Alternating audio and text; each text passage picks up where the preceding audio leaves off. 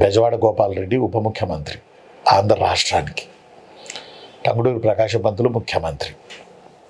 అయితే టంగుటూరి ప్రకాశం పంతులు కాంగ్రెస్ కాదు, కృషికార్ లోక్ పార్టీ అని ఆయనది ఒక సపరేట్ పార్టీ ఉంది. ఆయన మద్దతు తీసుకొని కాంగ్రెస్ వాళ్ళు టంగుటూరి ప్రకాశం పంతుల్ని సీఎం చేశారు.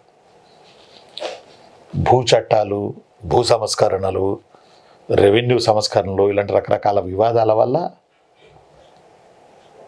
టంగుటూరి ప్రకాశం పంతులు కాంగ్రెస్ వాళ్ళ మాట వింటలా.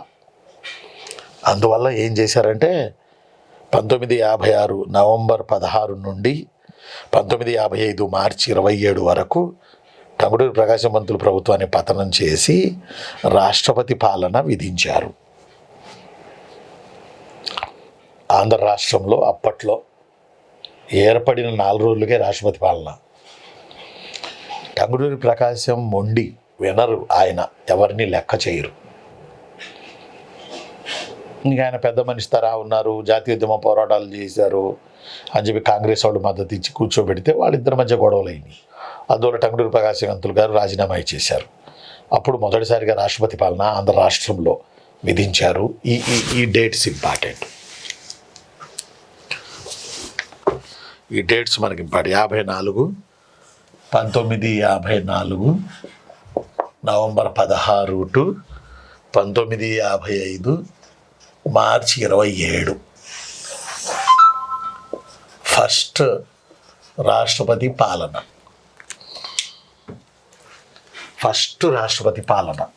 1954 నవంబర్ 16 నుంచి 55 మార్చి 27 వరకు. 1954 నవంబర్ 16 నుంచి 55 మార్చి 27 వరకు మొట్టమొదటి రాష్ట్రపతి పాలన విధించారు. ఆ తరువాత ఆంధ్ర రాష్ట్ర రెండో ముఖ్యమంత్రిగా బెజవాడ గోపాలరెడ్డి అయ్యారు.